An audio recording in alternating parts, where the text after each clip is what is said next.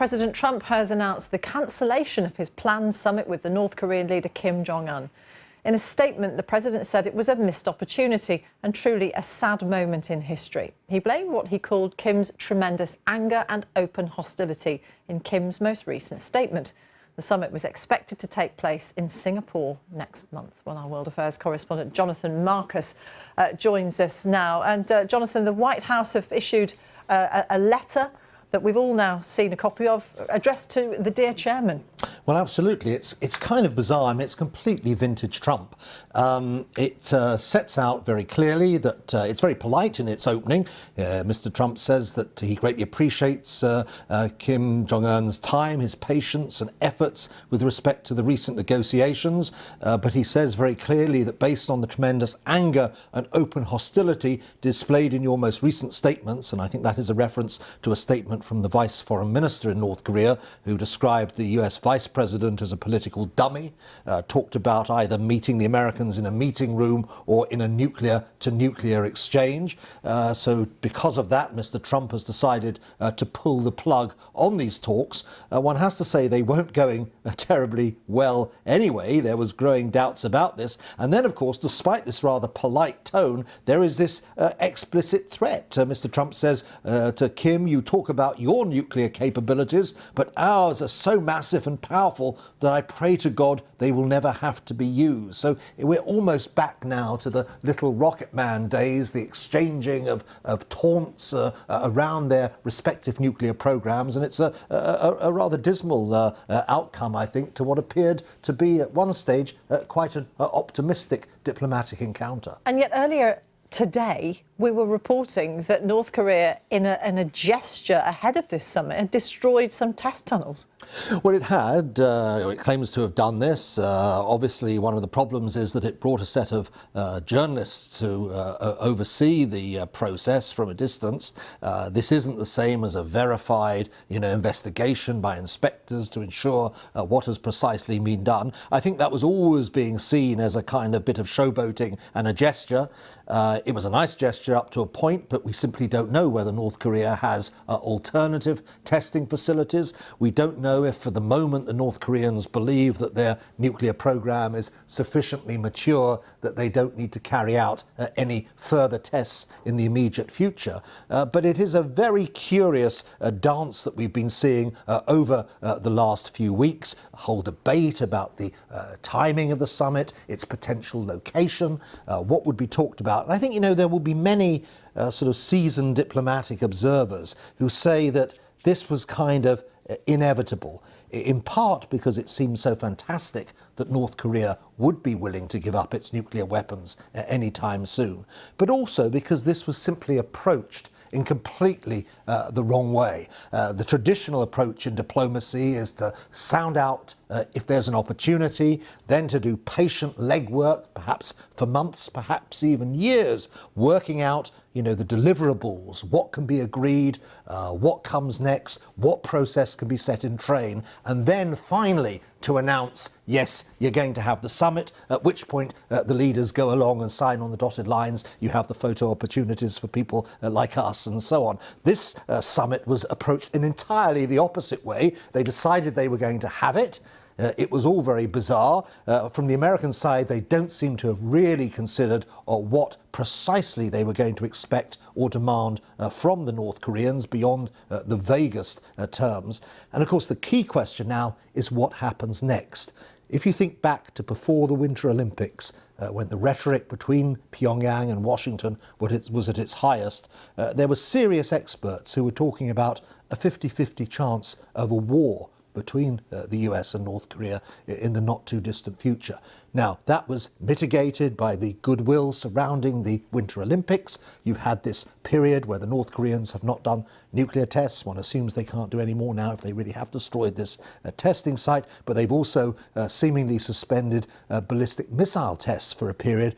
Are they going to review that suspension? Are they going to go back to launching ballistic missile tests? And if they do, what is the American response going to be then? Jonathan, for the moment, thank you very much, Jonathan Marcus, our World Affairs correspondent. Let's speak to our Washington correspondent now, Gary O'Donoghue. Gary, they weren't taken in then by this gesture to blow up the tunnels. The meeting's off at the moment. Yeah, and it's an extraordinary development, this really, because just a few hours ago the president was sounding a bit more positive, certainly a lot more positive than this letter, this personal letter represents, talking here about anger and open hostility.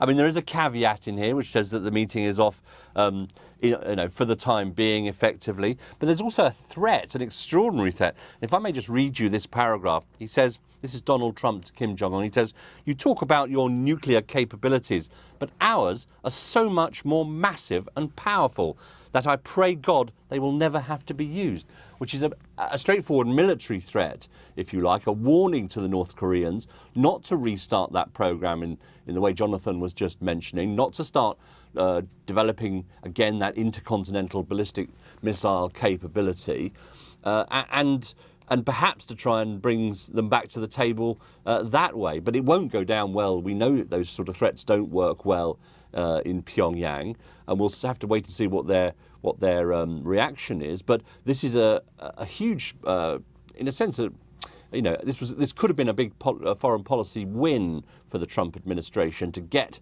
to some sort of meeting like that, to get some sort of dialogue and process underway. Yes, there was a lot of scepticism around about its efficacy and its potential to actually go anywhere in the future, but just to get to that point in time would have been something of an achievement when, as Jonathan was saying, war was being talked about in very clear terms previously. This is a big setback. And insults don't go down particularly well against your vice president, supposedly, in Washington, D.C.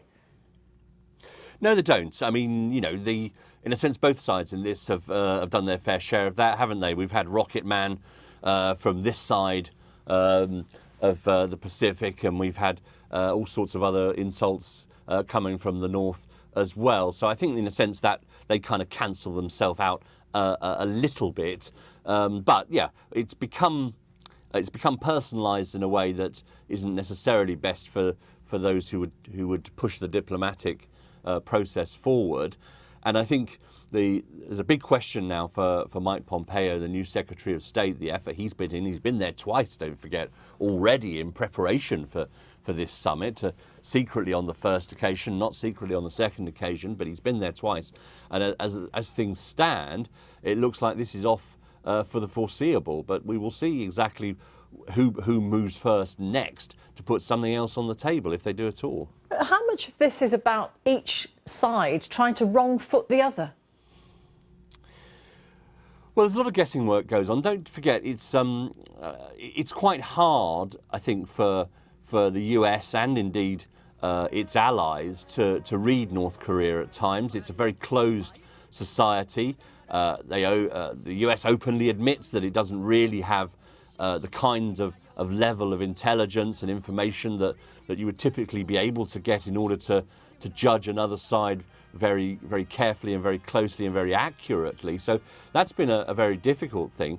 But I think the sort of perhaps the speed of the desire for denuclearization has crept up on the North Koreans a little bit. The expectation of how quickly things would happen, what they would get in return. We don't know what's been said, obviously, in private sessions. They may have been looking for a lot more than the US were prepared to give. We don't know what leverage China has played here, whether they have, some concerns have been raised in Beijing, perhaps about the speed at which this was happening, because they have a security concern, if you like.